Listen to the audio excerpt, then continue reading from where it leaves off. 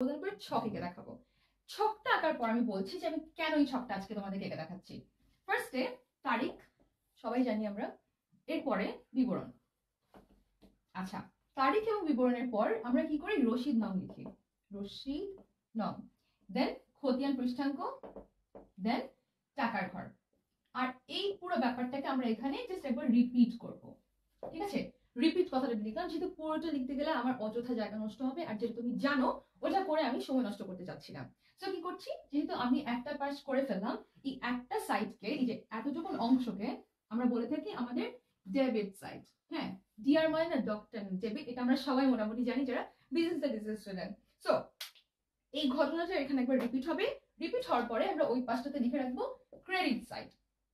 আচ্ছা, যদি তোমার এটা বোঝা হয়ে থাকে তাহলে বলে দেই যে আমরা নগদান বইকে সাধারণত বলে থাকি জাবেদা এবং খতিয়ান উভয়।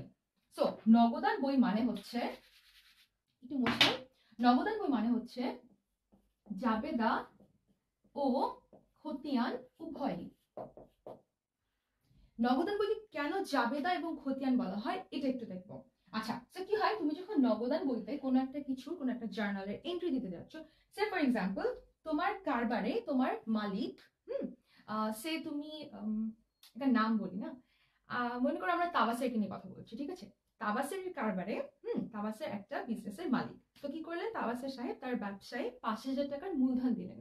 5,000 টাকার মূলধন দেওয়ার মানে হচ্ছে তাবাসের কারবারে 5,000 টাকা এসে ইনকামিং হলো, রাইট? ইনকামিং হলো।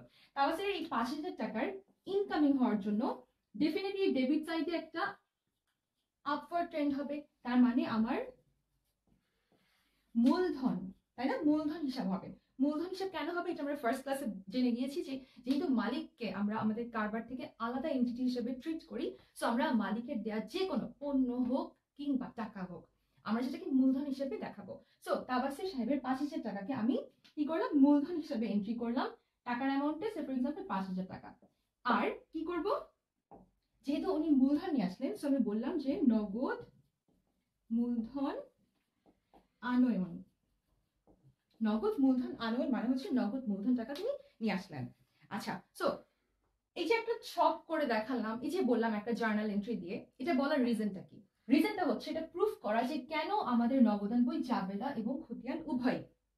নগদান বই জাবেদা ও খতিয়ান উভয় এই কারণে, যেহেতু খেয়াল করো আমি বললাম যে তাবাসের সাহেব তার ব্যবসায় বা কারবারে মূলধন নেন 5,000 টাকা, সাথে সাথে সাথে সাথে আমি অন্য কোনো বইয়ের হেল্প না নিয়ে আমি সরাসরি এখানে এটার এন্ট্রি দিয়ে দিলাম, রাইট? সো আমার ফার্স্ট ক্রাইটেরিয়া ফুলফিল, যে আমি প্রথমেই একটা এন্ট্রি দিয়ে দিচ্ছি। যে কোনো একটা ঘটনা ঘটার পরে প্রথমত যেখানে আমরা এন্ট্রি দেই, এন্ট্রি দেওয়াটাকে আমরা বলে থাকি কি, জাবেদা করা, তাই না? আমরা লেনদেনের যে কোনো শনাক্তকরণের পর আমরা প্রথমত সেটাকে কি করি, আমরা সেটাকে লেনদেন শনাক্তকরণের পর আমরা সেটাকে কোথাও লিপিবদ্ধ করি, এবং এই এন্ট্রি দেওয়ার কাজটা হচ্ছে জাবেদা, যেটা তুমি নগদান বইয়ে ফার্স্টেই করে ফেলেছো।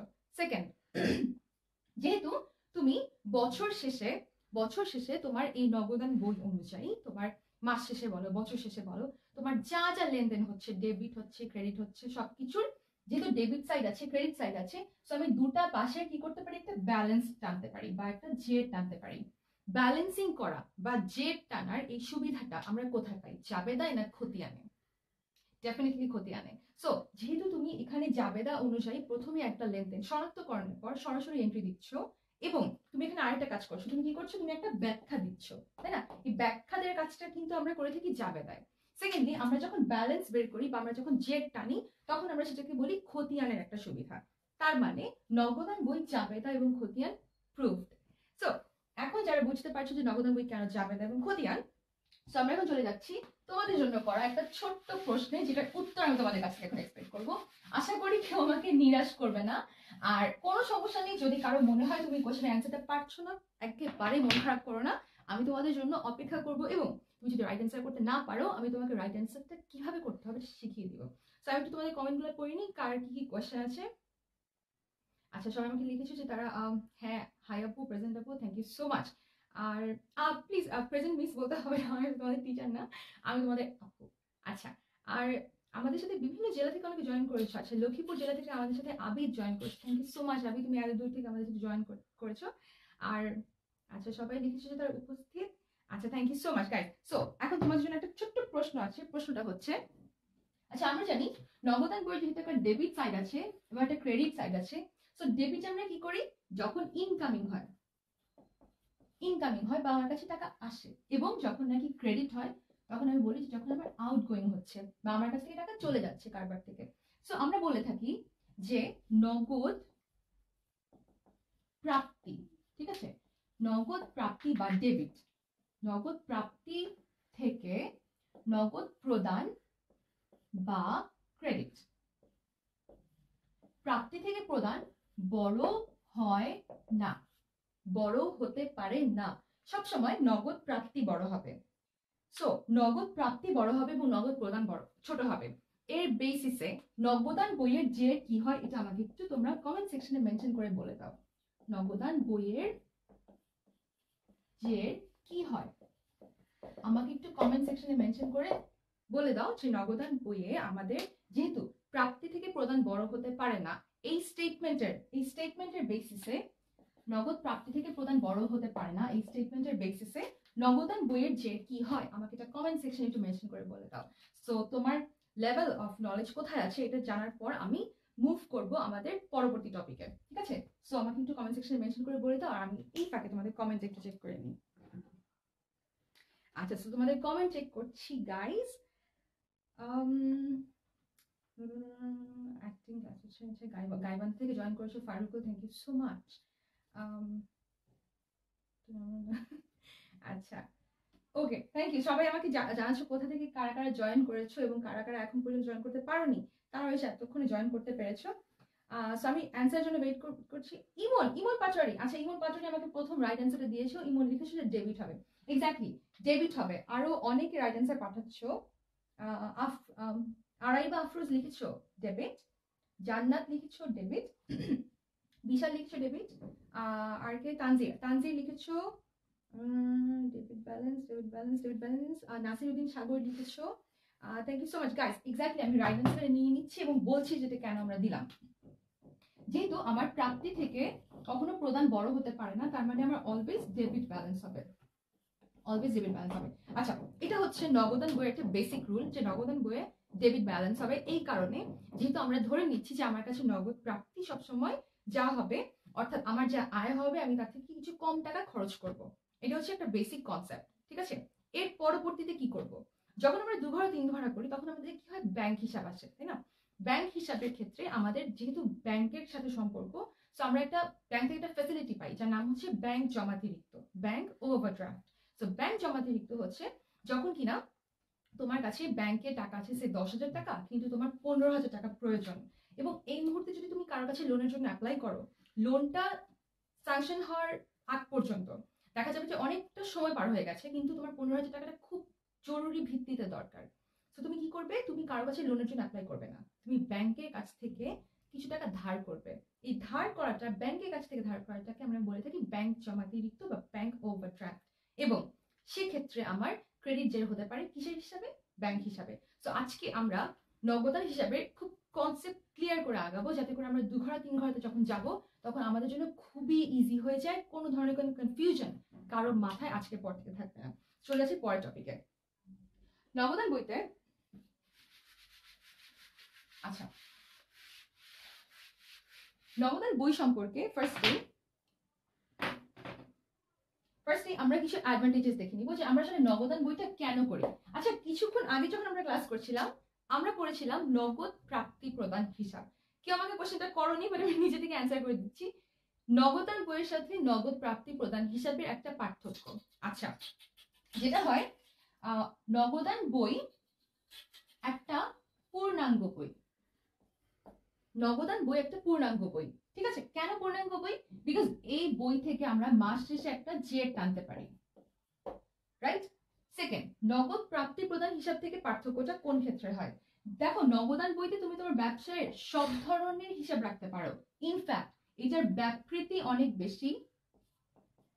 ব্যাপৃতি কেন বেশি? বিকজ এখান থেকে তুমি 1 ঘরা, 2 ঘরা, 3 ঘরা, বহু ঘরা, অগ্রদত্ত, অনেকগুলো ভেরিয়েশন আনতে পারো। এতগুলো ভেরিয়েশন আনার কারণে নগদান বইটাকে আমরা নগদ প্রদান প্রাপ্তির হিসাব থেকে বড় করে দেখি, ঠিক আছে? এবং নগদান বই ব্যবহার করলে তুমি ইভেন কন্ট্রা এন্ট্রি গুলাকেও এখানে অ্যাড করতে পারো, এবং এইসব তুমি জের অ্যাড করতে পারো। আমি জের বলতে বলেছি প্রারম্ভিক জের। এই প্রারম্ভিক জের ব্যবহার করা, কন্ট্রা ব্যবহার করা, এই সমস্ত সুবিধার জন্য কি হয়, আমরা নগদ প্রাপ্তি প্রদান হিসাবের ঊর্ধ্বে যে নগদান বইটাকে প্রেফার করি, ঠিক আছে? তো এখন দেখে নিচ্ছি আমাদের পরবর্তী টপিক। পরবর্তী টপিক অনুযায়ী আচ্ছা, আমাকে এর আগের ক্লাসে একজন প্রশ্ন করেছিল, কি নাম ছিল বাচ্চাটার? মুন্না। আচ্ছা, আমাকে আমি একটু বলে নিই, লাস্ট ক্লাসে মুন্না আমাকে একটা কোয়েশ্চেন করেছিলেন। আনফরচুনেটলি আমি তোমার কোয়েশ্চেনটা অনেক কমেন্টসের ভিড়ে হারিয়ে গিয়েছিল, আমি দেখতে পাইনি। তুমি প্রশ্ন করেছিলে যে ক্লাস 10 এর বইতে সম্ভবত একটা জাবেদা আছে যে তোমাকে কেউ চেক দিল, চেক প্রাপ্তি হওয়ার ফলে সেখানে দেয়া আছে ব্যাংক হিসাব ডেবিট, দেনাদার হিসাব ক্রেডিট। তো প্রশ্নটা ছিল এটা কেন হলো? আইদার তোমার চেকটা সে ব্যাংকে জমা করেছে, অথবা তোমার জার্নালটাতে ভুল ছিল।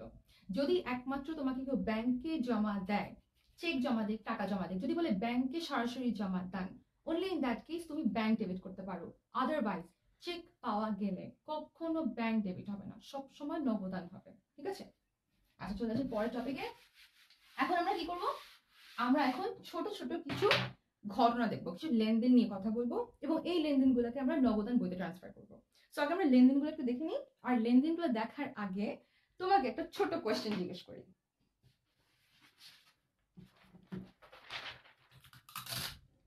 ছোট্ট কোয়েশ্চেনটা নিয়ে আমরা এতক্ষণ এর আগের ক্লাসে কথা বলেছিলাম। যারা আগে ক্লাসটা করেছো কিংবা করনি, দুজনের জন্যই আমি এই কোয়েশ্চেনটা এখন আবার তোমাদেরকে রিপিট করে দেখাবো। তো আমাকে একটু এটা রাইট অ্যান্সারটা কাইন্ডলি বলে দাও কমেন্ট সেকশনে মেনশন করে, যে নগদ লেনদেন হয় কিসের মাধ্যমে? বিকজ নগদান বই নিয়ে কাজ করতে গেলে যখন আমরা পড়বো, তখন যদি তোমার এই কনসেপ্ট যদি ক্লিয়ার না থাকে, তাহলে আমরা যখন আরো সামনে এগিয়ে যাব তখন তোমার কনফিউশনটা রয়ে যাবে। তো আমরা একবার ক্লিয়ার করে যে আমরা সবাইকে নিয়ে আজকে শিখবো, এবং তোমার যে বন্ধুর নগদান বই নিয়ে প্রবলেম, কিংবা তোমার যে বন্ধু মনে করছে যে অ্যাকাউন্টিং এর প্রিপারেশনটা আর একটু ভালো করা দরকার, তাকে কিন্তু তুমি ভিডিওটা শেয়ার করে তাকে জানিয়ে দিতে ভুলো না। সো আমি চলে যাচ্ছি আমাদের কমেন্ট সেকশনে।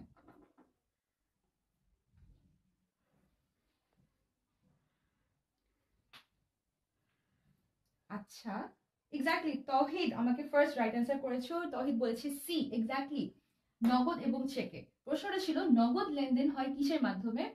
উত্তর হচ্ছে নগদ এবং চেক দুটার মাধ্যমে। কারণ আমি বলেছিলাম যে চেক পাওয়া, চেক ইকুয়ালস টু নগদ, কথাটা বলেছিলাম। কখন হবে এটা? যখন প্রাপ্ত চেক, যখন কিনা তোমাকে কেউ চেক দিচ্ছে। তো আমি দেখে নিই আর কে কে আমাকে রাইট অ্যান্সার গুলো পাঠিয়েছো। ফার্স্টে বলেছিলাম তৌহিদ। আচ্ছা, তানজির বলেছো রাইট অ্যান্সার, মাহির বলেছো সি, ফাহিম বলেছো সি।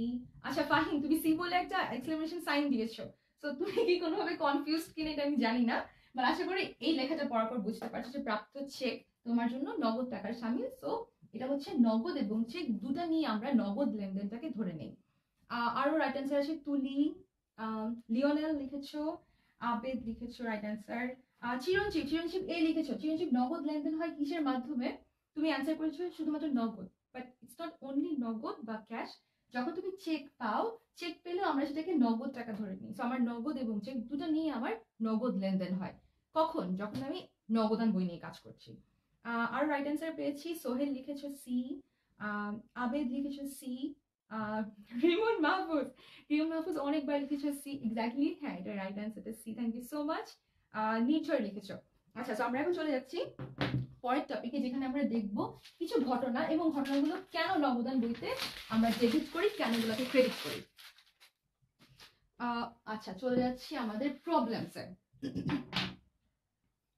প্রবলেমগুলো হচ্ছে সে, আমি ফার্স্টে প্রবলেমগুলো একটু লিখে দিই, দেন খুব ভালো হয় তুমি যদি কোথাও টুকে রাখতে পারো খাতার কোনো একটা কর্নারে, তাহলে কি হবে, আমি যখন এটা মুছে ফেলবো তখন এটা তোমার মাথায় থাকবে। যেমন ফার্স্টেই চেক প্রাপ্তি। আচ্ছা, চেক প্রাপ্তি হলো সে 500 টাকা। একটু আগে আমরা কথা বলছিলাম না যে নগদ আমরা কি কি হিসেবে ধরি? নগদ ধরি নগদ টাকা এবং চেক, দুটো জিনিসকে। তো যখন আমি বলছি চেক প্রাপ্তি, তখন এটা জার্নালটা আমি কি করছি? আচ্ছা, তো আমি না এখন পুরো ছকটাকে অ্যাকিউরেটলি আঁকছি না, আমি জাস্ট টাকার ঘরটা এঁকে তোমাকে জার্নালটার ট্রিটমেন্টটা দেখিয়ে দিচ্ছি। ওকে, সে এটা ডেবিট সাইড, এটা ক্রেডিট সাইড নগদান বইয়ের। আমি সব ঘর আঁকতে গেলাম না, বিকজ টাইম কনজিউমিং হবে, আমরা জাস্ট ট্রিটমেন্টটা দেখে নিই, বিকজ এটা বেশি ইম্পর্টেন্ট। আচ্ছা, যখন আমি চেক পাচ্ছি, বলেছিলাম চেক পাওয়ার পর ঘটনাটা কি হয়। তুমি না যখন নগদান বই করো, অনেকের মধ্যে আমি একটা টেন্ডেন্সি দেখি, এবং এটা অনেক বড় হওয়ার পরও তাদের মধ্যে রয়ে যায়, যে তারা যে কোনো একটা জার্নালকে মুখস্থ করে ফেলে। চেক প্রাপ্তি হলে জার্নালটা এটা হবে, বা এটার লেনদেনটা নগদান বই এভাবে করতে হবে। বাট এটা করার তোমার কোনো দরকার নেই, বিকজ তোমাকে ক্লাস 9 থেকে যখন জার্নাল শেখানো হয়, জাবেদা শেখানো হয়, যে কোনো লেনদেনকে আমরা জাবেদায় রূপান্তর করে ফেলতে পারি, তাই না? আর কি হয়, জাবেদায় রূপান্তর করলে তুমি বুঝতে পারো ঘটনাটা কি হচ্ছে, সিকোয়েন্সটা কি হচ্ছে, কোন ঘটনার পর কোন ঘটনা হচ্ছে, তখন তোমাকে মুখস্থ করার প্রয়োজন পড়ে না। আচ্ছা, সো চেক প্রাপ্তি, চেক পেলে আমি বলেছিলাম চেক পাওয়া মানে হচ্ছে নগদ টাকা হবে আমার ডেবিট, এবং আমার যে দেনাদার ছিল দেনাদারকে আমি ক্রেডিট করে দিচ্ছি। তার মানে আমার যদি এটা নগদান বই হয়, অ্যাজিউমিং এটা আমার নগদান বই, তাহলে আমি কি করব, আমার ডেবিট সাইডে টাকা পেলাম, কার মাধ্যমে টাকা পেলাম, আমি দেনাদারের মাধ্যমে টাকা পেলাম। তো দেনাদারের হিসাবে 500 টাকা, সরি 500 টাকা লিখে ফেললাম। খেয়াল করে দেখো, অনেকে না যখন নাকি চেক পাও তখন এইটুকুন অংশ তারা মুক্ত করে ফেলো। যখন তোমরা চেক পাও তখন তোমরা এইটুকুন অংশ যখন মুখস্থ করে ফেলো, তখন কি হয় তুমি জানতে পারছো না, তোমাকে যখন কেউ জিজ্ঞেস করছে, তোমাকে যখন এই যে ব্যাখ্যা দিতে হচ্ছে না, ব্যাখ্যা দিতে গিয়ে তখন তারা আর ব্যাখ্যাটা ঠিক মতো দিতে পারে না, এবং টিচার বুঝে যায় যে তোমার আসলে কনসেপচুয়ালি ক্লিয়ার না। সো তুমি যখন দেখতে পাচ্ছ চেক প্রাপ্তি 500 টাকা, চেক প্রাপ্তির জন্য তুমি সরাসরি জার্নালটা মনে রাখো। তুমি জাস্ট জার্নালটা দিয়ে নিজেকে যাচাই করে নাও যে আচ্ছা আমি যেটা মুখস্থ করেছিলাম, যারা মুখস্থ করেছো, যারা এতদিন পর্যন্ত মুখস্থ করেছো, মন খারাপ করার কিছু নেই, ঠিক আছে? আমরা এখন থেকে নতুন করে শিখতে যাচ্ছি। তুমি এতদিন কি করেছো, চেক প্রাপ্তি, দেনাদার, 500 টাকা এন্ট্রি, ডেবিট সাইডে ডান। বাট তোমাকে যখন এটার জন্য ব্যাখ্যা দিতে বলা হয়, তখন কিন্তু তুমি আর এটা বলতে পারো না যে চেক পাওয়া নগদ টাকার সামিল। এই একটা ছোট ব্যাখ্যা যে দিতে পারবে, সে কিন্তু ফুল মার্কস পেয়ে যাবে। কেন? বিকজ টিচার বুঝতে পারছে, টিচার একটা ভাইব পাচ্ছে যে হ্যাঁ তার কনসেপ্টটা একেবারে clear. So moving on to the next point.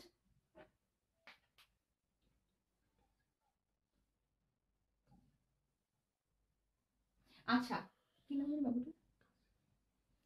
কাজী, আচ্ছা কাজী বরকত, আচ্ছা কাজী বরকত আমাদেরকে লিখে পাঠিয়েছো। কাজী বরকতের কনফিউশনটা দূর করেছি, কোনো সমস্যা নেই ভাইয়া। তুমি লিখেছো যে চেক পাওয়া গেলে আমার ব্যাংক হিসাব ডেবিট হবে। বাট খেয়াল করে দেখো, তুমি এখন এক ঘর নগদান বই করছো, বিকজ আমার টাকার ঘর আমি একটা রেখেছি, এবং আমরা আজকে এক ঘর দিয়ে শিখবো। বিকজ তোমার যদি কনফিউশন না থাকে, খেয়াল করো, চেক পাওয়া গেলে তুমি যদি 2 ঘর নগদান বইও করতে, তুমি কি সেটা ব্যাংক হিসেবে ডেবিট করতে পারতে? পারতে না, বিকজ তোমার চেক পাওয়া গেলে, আগে বলেছিলাম চেক পাওয়া গেলে আমার সেটা নগদ টাকার সামিল। যদি নগদ টাকা সামিল হয়, তাহলে কি কোনোভাবে সেটা আমার ব্যাংক হিসাবকে এফেক্ট করবে? করবে না, কারণ এখানে বলা নেই যে তুমি নগদ টাকাটা ব্যাংকে গিয়ে জমা করেছো, তাহলে কিন্তু সেটা আবার কন্ট্রাএন্ট্রি হয়ে যাবে, যেটার ট্রিটমেন্টটা আমরা আমাদের নেক্সট ক্লাসে দেখবো, বিকজ আমরা স্লোলি আগাবো যাতে করে আমাদের কনসেপ্টটা ঠিকমতো বিল্ড আপ হয়। সো আশা করি কাজী বরকত তোমার কনফিউশনটা ক্লিয়ার হয়ে গেছে।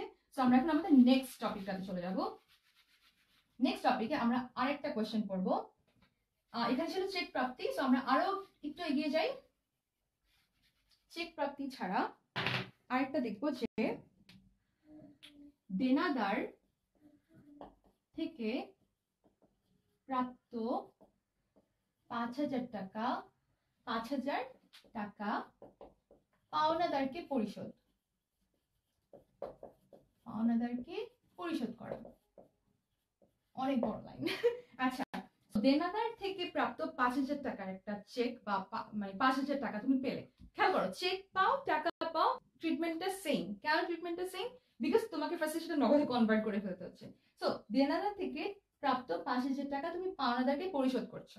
এখানে দুটো সিচুয়েশন হয়। সো আমরা কি করব, মুখস্থর দিকে আমরা যাব না, আমরা একেবারে মুখস্থ করব না, আমরা ফার্স্টে জার্নাল ওয়াইজ দেখবো। আচ্ছা, যখন দেনাদার থেকে তুমি 5,000 টাকা পাচ্ছ, তখন কি করছো? নগদান ডেবিট, দেনাদার credit. First journal, first journal কেন? ফার্স্ট কেস, দেনাদার থেকে প্রাপ্ত, এটা একটা ঘটনা, আবার পাওনাদারকে পরিশোধ করা আরেকটা ঘটনা। ঘটনা দুটোর মধ্যে লিঙ্কেজ হচ্ছে এই 5,000 টাকা, বিকজ এই একই অ্যামাউন্ট দিয়ে আমি কাজটা করছি। সো যখন পরিশোধ করছি পাওনাদারকে, তখন কি হচ্ছে, যেহেতু আমার দায় হ্রাস, তোমার পাওনাদার ডেবিট, এই নগদ টাকাটা আমার তখন আবার ক্রেডিট হয়ে যাচ্ছে। কত? 5,000 টাকা, 1 টাকার অ্যামাউন্ট আমি দিচ্ছি না। খেয়াল করে দেখো, আমার নগদান দুপাশ থেকে কাটাকাটি চলে যাচ্ছে। আমি এখন আমার নগদান বইতে ফেরত আসি। যারা মুখস্থ করেছো এতদিন পর্যন্ত তারা এখন বুঝতে পারবে যে ফার্স্টে টাকা পেয়েছিলাম, ভালো কথা, দেনাদার কত, 5,000 টাকা। ব্র্যাকেট দিও না, ব্র্যাকেট দেওয়া বলতে নেগেটিভ বোঝায়। আচ্ছা, দেনাদার আর টাকা কে পেলো, পাওনাদার। তো পাওনাদার কত, 5,000 টাকা। বাট এটা হচ্ছে যারা মুখস্থ করেছিল তারা খুব ইজিলি লিখে দিবে যে কি ঘটনা ঘটেছিল। বাট আসলে ঘটনাটা ঘটেছিল দুটা জাবেদার বেসিসে, যেটা বোঝানোর জন্য তোমাকে জাবেদাটা করে দেয়া। যারা কিনা খুব ইজিলি অঙ্কটা করতে পারছো তাদেরকে অনেক অনেক কনগ্রেচুলেশনস। বাট তোমার কনসেপ্ট যদি ক্লিয়ার না থাকে, তুমি কিন্তু পরবর্তীতে যখন 2 ঘন্টা 3 ঘন্টা করতে যাবে তখন কিন্তু তুমি ব্যাখ্যা দিতে গেলে আটকে যাবে। ঠিক আছে, এই জন্য আমরা আজকে জাবেদা দেখে খুব ইজিলি কিভাবে তুমি কনসেপ্টটা ক্লিয়ার করে নবদান বইটা করতে পারো সেটা দেখবো। এবং এক ঘর নবদান বইটা আসলে আমরা এই জন্য করছি না যে এক ঘর নবদান বইটা করতে হবে। এক ঘর নবদান বই করার রিজন হচ্ছে আমরা চাই তোমাদের কনসেপ্টটা ঠিকঠাক থাকুক। যা 10 মিনিট করে ক্লাস করছো, আমরা চাই না কেউ শুধুমাত্র মুখস্থ পড়াশোনা নিয়ে পরীক্ষার হলে যাও এবং তোমাদের কনসেপ্টটা সারা জীবনের জন্য ভুল থেকে যায়।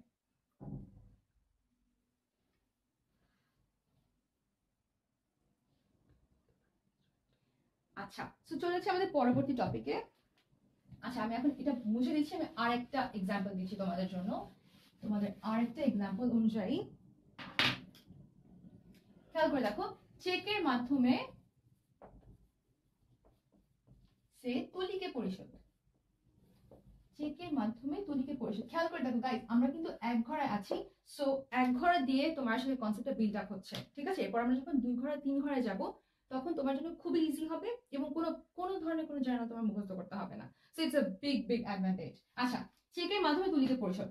চেকের মাধ্যমে যখন তুলিকে পরিশোধ করা হয়, খেয়াল করো এখানে কি কোনো একটা টার্ম আমি নগদে লিখেছি, এখানে কোনো নগদ টার্ম ইউজ করেছি? চেকের মাধ্যমে তুলিকে পরিশোধ করা হলো, তার মানে টাকাটা কোথা থেকে গেল, ব্যাংক থেকে। তার মানে আমার ব্যাংক কমে যাওয়ার কথা। কিন্তু আমি যদি এক ঘর নগদের কথা চিন্তা করি তাহলে আমার কিন্তু এখানে দুটো সিচুয়েশন হচ্ছে। এক হচ্ছে আমি ফার্স্টে ব্যাংক থেকে টাকা তুলে আনলাম, পরবর্তীতে সেই টাকা আমি তুলিকে দিলাম। কেন এটা বললাম? এটা বলার রিজন হচ্ছে তুমি দুঘরা যখন নগদান বই করছো তখন তুমি ব্যাংক নামে একটা অ্যাডভান্টেজ পাচ্ছ, একটা অ্যাডভান্টেজেস একটা কলাম পাচ্ছ। সেই কলাম থেকে সুন্দর তুমি ব্যাংকটাকে কমিয়ে দিচ্ছ। বাট তোমার কনসেপ্টে এটার জন্য জানা থাকা উচিত যে যখন নাকি ব্যাংকের মাধ্যমে বা চেকের মাধ্যমে পরিশোধ করছো তুলিকে, ব্যাংক কমিয়ে দিচ্ছ, কি হবে যদি তোমার ব্যাংকে অ্যাকাউন্টটা না থাকে? তখন কি করতে হবে? তোমার ব্যাংকের কলামটা যদি তোমার নগদান বইতে না থাকে তখন তোমাকে কি করতে হবে? ফার্স্টে বলতে হবে যে আমি ফার্স্টে নগদ টাকা উঠিয়ে আনলাম, আমাকে একটা না একটা পক্ষ আমাকে নগদ আইডেন্টিফাই করতে হবে। সো আমি নগদ debit bank credit, first situation. Second সিচুয়েশনে আমি কি করব? আমি বলবো যে তুলি আমার পাওনাদার ছিল, সো তুলি হ্রাস, তুলি ডেবিট এবং নগদান ক্রেডিট। এবং এটা করার ফলে কি হবে? এটা করার ফলে যেহেতু তোমার এখানে চেকের মাধ্যমে তুলিকে পরিশোধ, এখানে নগদ নামে কোনো নাম ছিল না, সো এই জার্নালটা দেওয়ার ফলে তুমি খুব ইজিলি দুটা পক্ষ আইডেন্টিফাই করতে পারবে যে যখন আমি নগদ টাকা পেলাম তাহলে কি হলো, নগদ টাকা পেলাম, ব্যাংক হ্রাস পেল, তার মানে ব্যাংক ডেবিট, আর নগদ টাকা তুলিকে দিলাম তাহলে তুলি ক্রেডিট। কত টাকা ছিল আমাদের? আচ্ছা, 2,000 টাকা, সে 2,000 টাকা। আচ্ছা, 2,000 টাকা। খেয়াল করো, যারা মুখস্থ করেছিলে তারা কিন্তু চেকের মাধ্যমে তুলিকে পরিশোধের জন্য এই জার্নালটা দিবে যে ব্যাংক ডেবিট তুলি ক্রেডিট। ওয়্যারঅ্যাজ আমার সিচুয়েশন কিন্তু দুটো ছিল, একটা হচ্ছে নগদ টাকা ব্যাংক উঠিয়ে আনলাম, আর একটা হচ্ছে সেই টাকা তুলিকে পরিশোধ করলাম। সো দুই পাশ থেকে আমার যখন নগদ নগদ ক্যান্সেল আউট হয়ে যাচ্ছে তখন এটা হচ্ছে আলটিমেট চেহারা, এটা হচ্ছে আলটিমেট রেজাল্ট। সো চলে যাচ্ছি আমাদের নেক্সট টপিকে। আচ্ছা, মাহির লিখেছো আর মুমিনুল লিখেছো তুলি ডেবিট ব্যাংক ক্রেডিট। আচ্ছা, তোমরা জার্নালটার কথা বলেছো, এক্স্যাক্টলি জার্নালটা ঠিক আছে, বাট তুমি যখন এক ঘর নগদান বই করছো তখন তোমার কনসেপ্টটা আরেকটু ডেপথে যেতে হবে। তখন তোমার কি করতে হবে, যেহেতু তুমি এইচএসসি স্টুডেন্ট এবং কিছুদিন পর তোমাদের অ্যাডমিশনের প্রিপারেশন, তাই না? সো এখন থেকে আমরা চেষ্টা করবো নিজেদেরকে একটু মানে শান দেওয়ার, ঠিক আছে, যাতে করে তোমার কনসেপ্টে কোনো ধরনের কোনো ত্রুটি না থাকে। আর বিভিন্ন বইতে বিভিন্ন সময় তুমি বিভিন্ন ধরনের পড়া পড়ে এসছো, এসএসসি বলো এইচএসসি বলো, বাট যখন তুমি একটু বড় হচ্ছ, তুমি বিজনেস স্টাডিজ নিয়ে পড়ছো, তো তখন তোমার কাছে এটা আশা করা হয় যাতে করে তুমি সব বিষয় সম্পর্কে খুঁটিনাটি তোমার ধারণা থাকে। কোনো কিছু যদি এটাকে ভুল পড়েও থাকো আমরা এখন সেটা ঠিক করে নেবো, কোনো ধরনের কোনো কনফিউশন আমরা রাখতে দেবো না। আচ্ছা, thank you so much guys. এখন চলে যাচ্ছে আমাদের আরেকটা কোয়েশ্চেনে।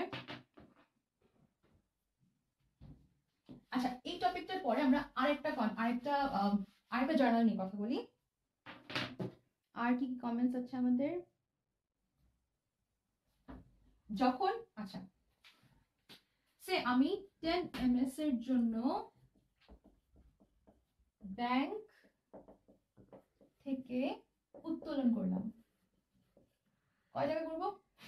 5,000 টাকা। আচ্ছা 5,000 টাকা উত্তোলন করলাম। আচ্ছা খেয়াল করো, তুমি 10 ms এর জন্য ব্যাংক থেকে টাকা উত্তোলন করলে, তাহলে যখন তুমি উত্তোলন করছো তার মানে হচ্ছে তোমার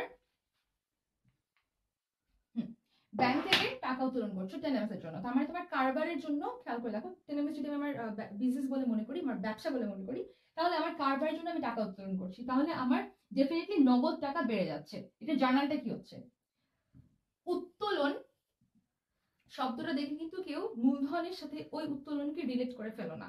যখন দেখছো এখানে মালিকের নাম লেখা নেই, এখানে নাম লেখা আছে 10 ms এর, ধরে নিচ্ছি 10 ms আমার কারবার। কিন্তু অনেকে না উত্তোলন দেখে কি মনে করো, যে উত্তোলন শব্দটা থাকার মানে হচ্ছে মূলধনের সাথে রিলেটেড, তার মানে হচ্ছে হয়তোবা আমার মালিক উত্তোলন করে নিয়ে গেছে। বাট যখন এখানে মালিক শব্দটা থাকবে না, যখন এখানে অন্য কোনো প্রতিষ্ঠানের নাম থাকবে, তখন বুঝতে হবে কারবারের জন্য উত্তোলন। সো ভেরি সিম্পল, টাকা আসলো কোত্থেকে? ব্যাংক থেকে। কত? 5,000 টাকা ডেবিট সাইডে। Very simple. এরপর আরেকটু কঠিনের দিকে যাই। আচ্ছা কঠিনের দিকে যেতে যে আচ্ছা চিন্তা করি আরেকটা কি দেওয়া যায়, খুব একটা ইম্পর্টেন্ট একটা জার্নাল। আর কোনো কমেন্টস? নগদ ডেবিট ব্যাংক ক্রেডিট, হ্যাঁ এক্স্যাক্টলি আমাদেরকে কাজী বরকত লিখেছে নগদ ডেবিট ব্যাংক ক্রেডিট। এক্স্যাক্টলি ভাই তুমি বুঝতে পারছো আমি যেটা বলতে চাচ্ছিলাম, থ্যাংক ইউ সো মাচ। আর ব্যাংক ডেবিট নগদান credit, is it like no no no নগদান ডেবিট ব্যাংক ক্রেডিট। হ্যাঁ আরো একবার রাইট অ্যান্সার করেছো আমাদেরকে তুলি, নগদান হিসাব ডেবিট, ব্যাংক হিসাব ক্রেডিট লিখেছো Ripon, thank you so much. Sohel লিখেছো উত্তোলন ডেবিট ব্যাংক ক্রেডিট। সোহেল উত্তোলন এখানে ডেবিট হবে না, এই কথাটি একটু আগে বলছিলাম, যেহেতু এখানে মালিকের কথা বলা ছিল না, আমি লিখেছিলাম 10 ms, ঠিক আছে, তার মানে আমি কারবারের জন্য উত্তোলন করছি। যদি মালিকের কথা বলা না থাকে তুমি উত্তোলন কোথাও আনবা না। যদি একমাত্র মালিক শব্দটা থাকে লেনদেনের মধ্যে বা জার্নালটার মধ্যে, তাহলে কেবলমাত্র তুমি লিখবা যে উত্তোলন হিসাব, আদারওয়াইজ উত্তোলন আসবে না। অলরাইট, এরপর চলে আসি পরের এন্ট্রিতে। এখন আমরা যেটা করব এটা হচ্ছে তাদের জন্য যারা উত্তোলন মূলধন নিয়ে বারবার একটু ঝামেলা পাকিয়ে ফেলো, ঠিক আছে। আর যারা আমাদের সাথে ক্লাস করছো তাদের যদি মনে হয়ে থাকে যে তোমার বন্ধু তোমার সাথে এখনো এসে জয়েন করেনি, সে যদি কোনো কিছু নিয়ে বিজি থাকে, তাকে নক করো, তাকে ট্যাগ করো এবং তাকে শেয়ার করে ভিডিওটা দেখার একটা সুযোগ করে দাও।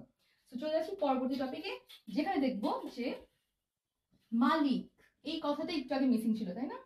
সো মালিক কর্তৃক উত্তোলন, মালিক কর্তৃক উত্তোলন কত? 500 টাকা মালিক কর্তৃক উত্তোলন। আচ্ছা খেয়াল করো, এই একটা সেন্টেন্সে বলেছিলাম উত্তোলনের সাথে মালিক ওয়ার্ডটা যোগ হচ্ছে, তার মানে আমার মালিক আমার কারবার থেকে উত্তোলন করে 500 টাকা নিয়ে গেছে। তাহলে আমার জার্নালটা কি হবে? আমি আবার জার্নালে চলে যাই। আমার যদি উত্তোলন মানে মালিক উত্তোলন করে, তাহলে উত্তোলন হিসাব ডেবিট সবাই জানে, আর নগদান হিসাব ক্রেডিট, বিকজ আমার কারবার থেকে নগদ টাকা চলে যাচ্ছে। তাহলে যেহেতু নগদ টাকা ক্রেডিট পেয়ে গেলাম, তাহলে টাকা চলে যাচ্ছে। ভেরি সিম্পল, 500 টাকা চলে গেল আমার কাছ থেকে। কে নিয়ে গেল? মালিক নিয়ে গেল। কি নামে নিয়ে গেল? উত্তোলন নামে নিয়ে গেল। Very simple. এই জিনিসটা কিন্তু তোমরা সবাই পারতে, যে মালিক কর্তৃক উত্তোলন মানে এইটুকুন হবে। বাট তুমি যদি জার্নাল দিয়ে চিন্তা করো, তাহলে তোমার কনসেপ্টটা ক্লিয়ার হবে এই বেসিসে, যখন তুমি কোনো কারণে পণ্য উত্তোলন আসবে তখন তুমি বুঝতে পারবে এটার সাথে নগদের কোনো সম্পর্ক নাই। আবার যখন উত্তোলন বাদে মূলধন আসবে, তখন তুমি বুঝতে পারবে যে মালিক আমাকে যখন দিচ্ছে তখন আমার সেটা মূলধন হিসেবে আসছে, এবং যখন উঠিয়ে নিচ্ছে তখন সেটা উত্তোলন হিসেবে আমার আউটগোয়িং হচ্ছে। এই সিম্পল কনসেপ্টটা ক্লিয়ার রাখার জন্য আমরা এই টপিকটা আজকে দেখবো। আচ্ছা কমেন্ট সেকশনটা চেক করে আসি। এক্স্যাক্টলি তুলি লিখেছো উত্তোলন হিসাব debit bank credit, very good. আচ্ছা আপু তুমি বোধহয় ভেবেছিলে যে আমরা ব্যাংক থেকে উত্তোলন করছি। হ্যাঁ, তুমি যদি ব্যাংক ভেবে থাকো, ইউর রাইট। সো আমি তোমার অ্যান্সারটা নিচ্ছি তুলি, থ্যাংক ইউ সো মাচ। আর মাহি লিখেছো উত্তোলন ডেবিট ব্যাংক ক্রেডিট। আচ্ছা তুমি যদি ধরে নিতে চাও যে তুমি ব্যাংক এর মাধ্যমে দিচ্ছ, দেন ইউ পিপল রাইট, তোমাদের জার্নাল ঠিক আছে। কিন্তু আমি আসলে বলেছিলাম যে উত্তোলন, আমি কোথাও ব্যাংক বলিনি। দ্যাটস ফাই আমি এখন যেটা দেখালাম সেখানে আমি নগদ নিয়ে কাজ করছি, দ্যাটস আমি নগদ থেকে ক্রেডিট করেছি। আচ্ছা আচ্ছা উত্তোলন ডেবিট ব্যাংক ক্রেডিট, অনেকেই উত্তোলন ডেবিট ব্যাংক ক্রেডিট বলেছো, আমি জাস্ট এই মাত্র বলে দিলাম রিজনটা কি। ওকে এরপর দেখবো, সে ফর এক্সাম্পল মন্দিরা মন্দিরা কর্তৃক সরাসরি ব্যাংকে জমা। আচ্ছা, টাকা অ্যামাউন্ট লিখে নিন। আচ্ছা 2000 টাকা। সে ফর এক্সাম্পল মন্দিরা কর্তৃক সরাসরি তুমি ব্যাংকে জমা দিলে। আচ্ছা, ব্যাপারটা এরকম হয়, কেউ কমেন্ট করেছো উত্তোলন ডেবিট নগদান ক্রেডিট? হ্যাঁ এক্স্যাক্টলি, ফরহাদ লিখেছিলে উত্তোলন ডেবিট নগদান ক্রেডিট আগের এক্সাম্পলের জন্য। Exactly, your right. আচ্ছা, এখন চলে আসি পরের টপিকে। যখন বলছিলাম যে মন্দিরা কর্তৃক সরাসরি ব্যাংকে জমা, হ্যাঁ আমরা তো এক ঘর নগদান নিয়ে কাজ করছি তাই না? সো যখন মন্দিরা কর্তৃক ব্যাংকে জমা হলো, তোমার যদি দুঘরে হতো তুমি খুব ইজিলি করে দিতে পারতে যে তুমি ব্যাংকটাকে বাড়িয়ে মন্দিরার নামে তুমি একটা জার্নাল দিয়ে দিতে পারতে। কিন্তু যখন আমি কথা বলছি এক ঘর নিয়ে, তখন কিন্তু মন্দিরা কর্তৃক ব্যাংকে জমা, এটা একটু ক্রিটিক্যালি চিন্তা করতে হবে। ঠিক আছে, ক্রিটিক্যালি না, জাস্ট কনসেপচুয়ালি চিন্তা করতে হবে। তো আমরা চিন্তা করি যে যখন দুটা আলাদা আলাদা সিচুয়েশন নিয়ে কথা বলি। মন্দিরা যখন আমার একজন দেনাদার, মন্দিরা যখন আমাকে টাকাটা দিয়ে দিল তখন কি হবে? মন্দিরে যখন টাকাটা দিয়ে দিল তখন কি হবে? আমি নগদ পেলাম তাই না? আমাকে এই জায়গাটা থেকে নগদ ব্যাপারটাকে বের করে আনতে হবে। এই একটা লাইন থেকে আমাকে নগদ জার্নাল আইডেন্টিফাই করতে হবে। কিভাবে করব? ফার্স্টে আমি দেখবো যে মন্দিরা আমাকে টাকা দিল, তাহলে নগদান হিসাব ডেবিট, মন্দিরা ক্রেডিট। নাম্বার 1, এই টাকাটা আমি কি এখন ব্যাংকে জমা করছি, তাহলে কি হবে? আমার ব্যাংক ডেবিট কি গেল আমার কারবার থেকে? নগদান।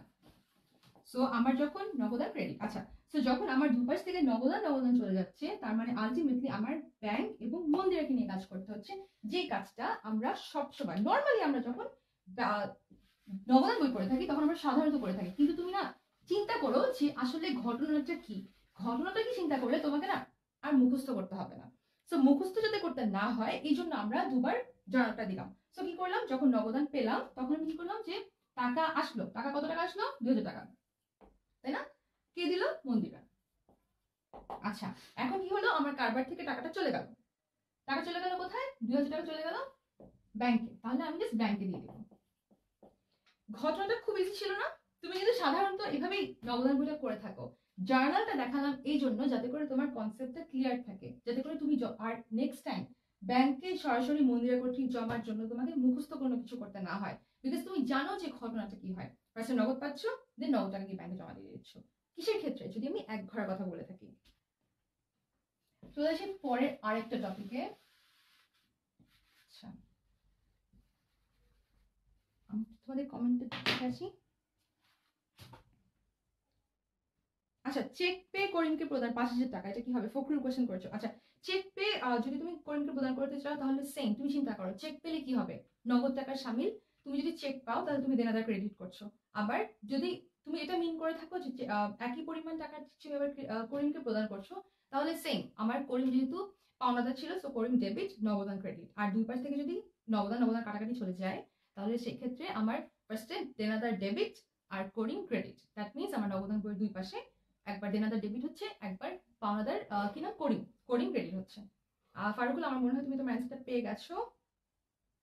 আচ্ছা, ক্লাস 10। আচ্ছা, ক্লাস 10 এর কোচিং আমরা ক্লাস 10 এর জন্য আমরা আসলে এখন মানে ফোকাস আমি দেইনি, আমি আসলে এইচএসসি এর জন্য নিচ্ছি। তবে আমার মনে হয় যে যারা এসএসসি আছো তারা এটার সাথে খুবই রেলেভেন্স খুঁজে পাবে। সো তোমার যে কোনো কোয়েশ্চেন তুমি কিন্তু আমাকে কমেন্ট সেকশনে মেনশন করে জানিয়ে দিতে পারো। এরপর যেটা করবো সেটা খুব ইন্টারেস্টিং, সেটা হচ্ছে প্রাপ্য বিল। প্রাপ্য বিল আদায়ের জন্য ব্যাংকে জমা। ব্যাংকে জমা, সে ফর এক্সাম্পল 5000 টাকা। কি হয়? প্রাপ্য বিল আদায়ের জন্য যখন ব্যাংকে জমা দেওয়া হয়, এখানে শুধু এক ঘর নগদান নিয়ে কাজ করছি। সো আমরা না সবসময় কি করবো, যে কোনো একটা ঘটনা থেকে নগদটাকে খুঁজে বের করার চেষ্টা করব। কি করব? যখন আমি প্রাপ্য বিল আদায়ের জন্য ব্যাংকে জমা দিই, তার মানে আমাকে কেউ প্রাপ্য বিল দিয়েছে, রাইট? সো আমি কি করবো? ফার্স্টে বলবো আমি নগদান পেলাম ডেবিট, এবং আমার প্রাপ্য বিল হয়ে গেল ক্রেডিট, বিকজ আমার প্রাপ্য বিলের টাকাটা আমি পেয়ে গিয়েছি। এরপর পরবর্তীতে 2 নম্বরে যে আমি কি করবো? প্রাপ্য বিলের টাকাটা আমি ব্যাংকে জমা দিলাম, তার মানে আমার ব্যাংক বাড়বে, নগদান ক্রেডিট। সো এখন এই দুইটা জার্নাল থেকে তুমি ইজিলি বুঝতে পারছো তোমার এখানে এখানে কি কি বসবে, অর্থাৎ ডেবিট ক্রেডিট ঘরে কি কি বসবে।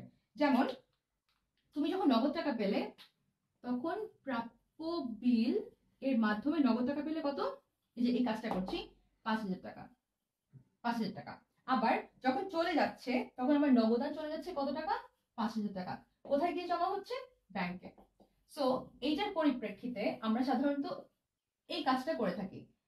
বাট আমরা এখন জানবো ব্যাখ্যাটা কি, বিকজ এই ব্যাখ্যাটা ঠিক মতো না জানার জন্য অনেক টিচাররা কি করেন, তোমার ব্যাখ্যা যদি ভুল হয় তোমাকে তারা মার্কস দিতে চায় না। এবং এক্ষেত্রে আসলে টিচারদেরকে দোষ দেওয়ার কোনো উপায় নেই, বিকজ যখন আমরা মুখস্থ নির্ভর হয়ে পড়ি তখন আমরা আসলে জিনিসের ডেপথে যেতে চাই না। আমরা মনে করি যে হয়তোবা এতটুকু জানলেই আমার জন্য হয়ে যাবে। বাট তুমি যখন 2 ঘন্টা 3 ঘন্টার জন্য মানে আসলে এইচএসসি পরীক্ষায় নবদন অ্যান্সার করতে যাচ্ছ এবং তুমি ঠিক মতো ব্যাখ্যা দিতে পারছো না, তখন কিন্তু টিচার তোমাকে নাম্বার দিতে খুবই অনাগ্রহ প্রকাশ করে থাকে। আচ্ছা, তো এখন দেখবো আমরা বাট্টা সংক্রান্ত একটা ছোট্ট বিষয়। বাট্টা বাট্টা হচ্ছে যখন আমরা আসলে কাউকে ছাড় দিই টাকার জন্য, তাই না? আমরা কি করি, দুই ধরনের বাট্টা দেখে থাকি। একটা হচ্ছে কারবারি বাট্টা, আরেকটা হচ্ছে নগদ বাট্টা। কারবারি বাট্টা আর নগদ বাট্টা।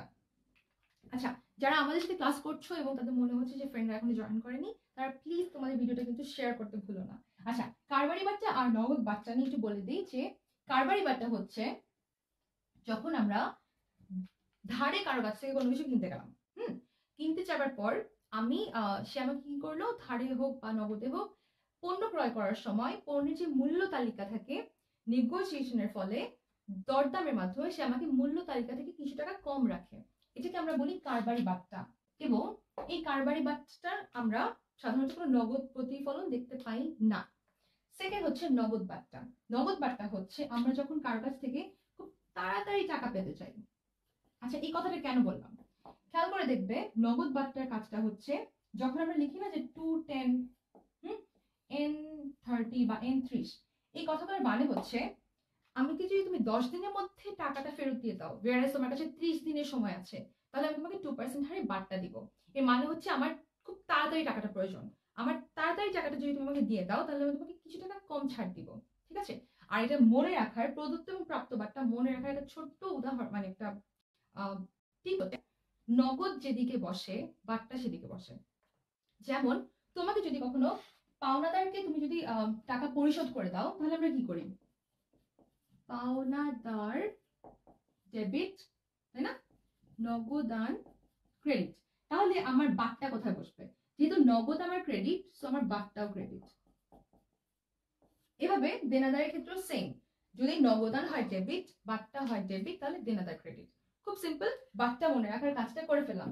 এখন তোমাদের জন্য একটা ছোট কোয়েশ্চেন আছে, আশা করি এই কোয়েশ্চেনটা তোমরা খুব ইজিলি অ্যান্সার করতে পারবে। যেহেতু তোমরা এইচএসসি প্রিপারেশন নিচ্ছ, আমার মনে হয় এটা অ্যান্সার করতে কারো খুব একটা কষ্ট করতে হবে। কোয়েশ্চেনটা হচ্ছে ভেরি সিম্পল, কারবারি বাট্টা কোথায় বসে? অ্যান্সারটা আমি তোমাদেরকে মেনশন করে দিয়েছি, জাস্ট কিছু অপশনের মাধ্যমে তুমি আমাকে জাস্ট রাইট অপশনটা কমেন্ট সেকশনে মেনশন করে জানিয়ে দাও। আচ্ছা, আমি চেক করছি তোমাদের কার কি কি কোয়েশ্চেন আছে।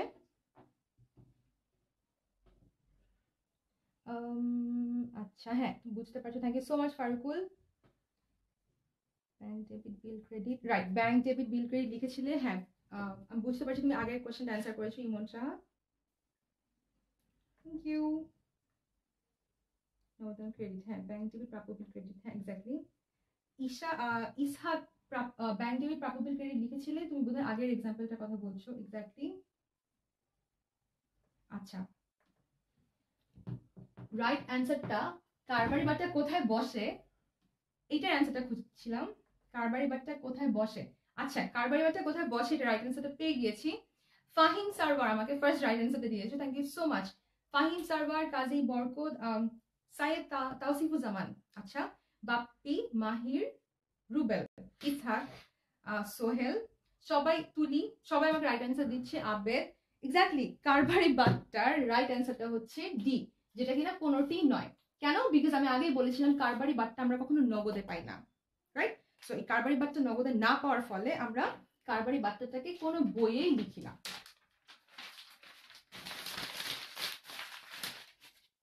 যেহেতু আমরা নগদান বই নিয়ে কাজ করছি, সো নগদান বই নিয়ে আরেকটা ছোট্ট প্রশ্ন চলে যায়। নগদান বই নিয়ে আরেকটা কোয়েশ্চেন হচ্ছে, নগদান বইয়ে ব্যাখ্যা দেয়া হয়, এই কারণে নগদান বইকে কি বলা হয়? নগদান বইয়ে ব্যাখ্যা দেয়া হয়, আমরা ছোট ছোট ব্যাখ্যা দিয়েছিলাম না, যে যেই ব্যাখ্যাটার জন্য আমরা জার্নাল করার মাধ্যমে যে কোনো একটা লেনদেনকে কিভাবে নগদান বই বসাতে হয় এটা শিখছি। তো আমাকে একটু বলে দাও যে নগদান বই ব্যাখ্যা দেওয়া হয় এই জন্য নগদান বইকে কি বলা হয়। আমি ওয়েট করছি তোমাদের কমেন্টের জন্য।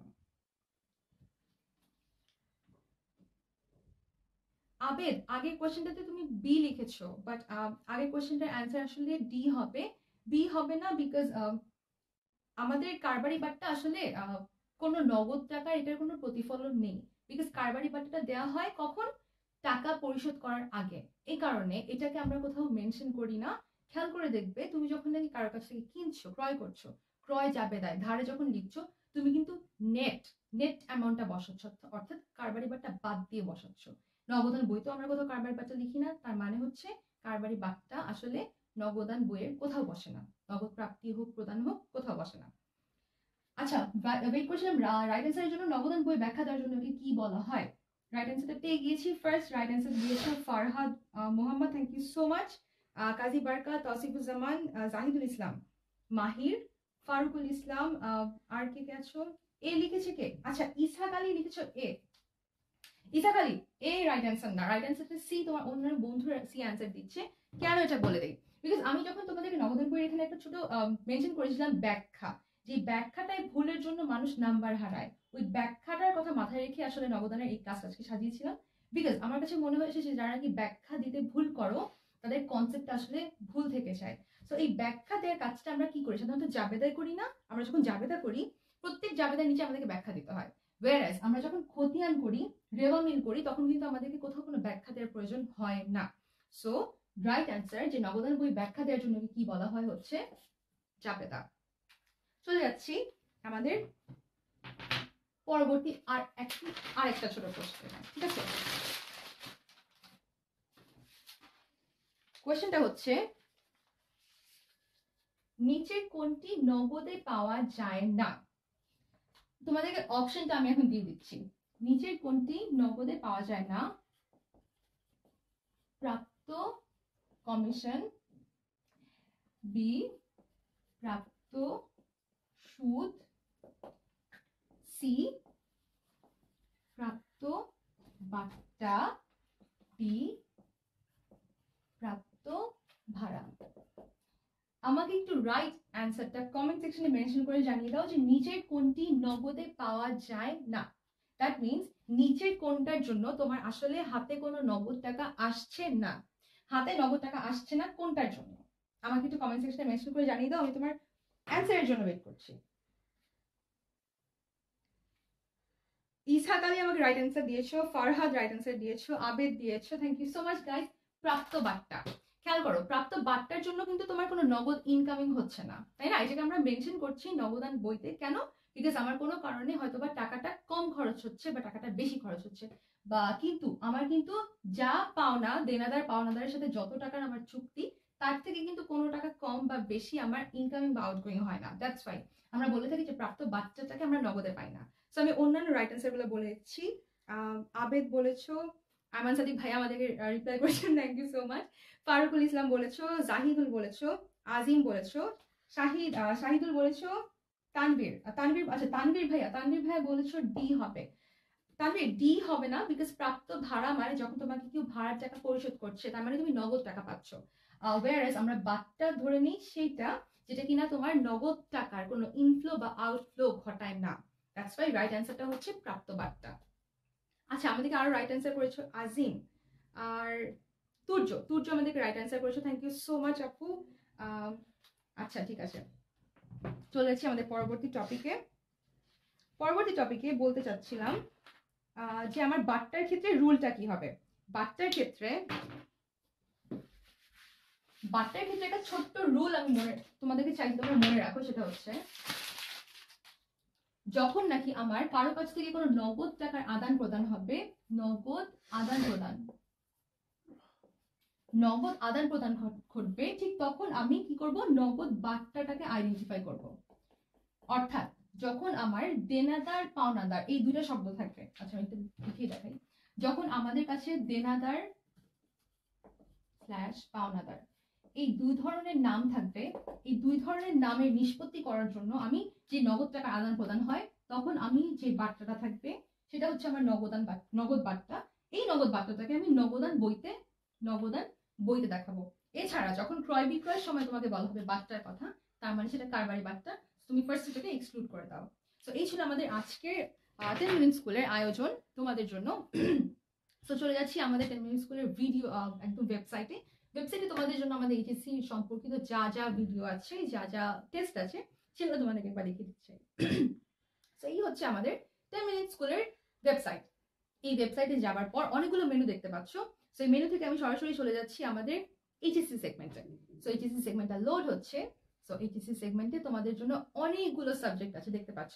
এই সাবজেক্টগুলোর মধ্যে থেকে তুমি পছন্দসই যে কোনো একটা সাবজেক্ট দেখতে পারো। সেটা হতে পারে তোমার ব্যবসায় শিক্ষার কোনো সাবজেক্ট, হতে পারে সেটা বাংলা, হতে পারে সেটা ইংলিশ। সো আমি চলে যাচ্ছি অ্যাকাউন্টিং এর ফার্স্ট পেপার বা সেকেন্ড পেপার যে কোনো একটা ক্লিক করো। সো দেখবে তুমি সেখানে অনেকগুলো প্র্যাকটিস টেস্ট। সো এই প্র্যাকটিস টেস্ট থেকে তুমি স্ক্রল ডাউন করে অনেক প্র্যাকটিস টেস্ট পেতে পারো। সো এই প্র্যাকটিস টেস্টগুলো থেকে তুমি প্র্যাকটিস করো, এবং আমাদের যদি কোনো প্রবলেম ফেস করো তাহলে আমাদের কিন্তু সেটা জানাতে ভুলো না। সো আজকের জন্য এখানে শেষ করছি, দেখা হবে নেক্সট ক্লাসে। হতে পারে সেটা ম্যানেজমেন্ট কিংবা অ্যাকাউন্টিং। আর তোমাদের যাদের মনে হবে যে ভিডিওটা শেয়ার করে বন্ধুদের জানিয়ে দেওয়া উচিত, তারা কিন্তু ভিডিওটা শেয়ার করতে ভুলো না। আর কোনো প্রবলেম যদি ফেস করো আমাকে কমেন্ট সেকশনে মেনশন করে বলে দিও। Thank you.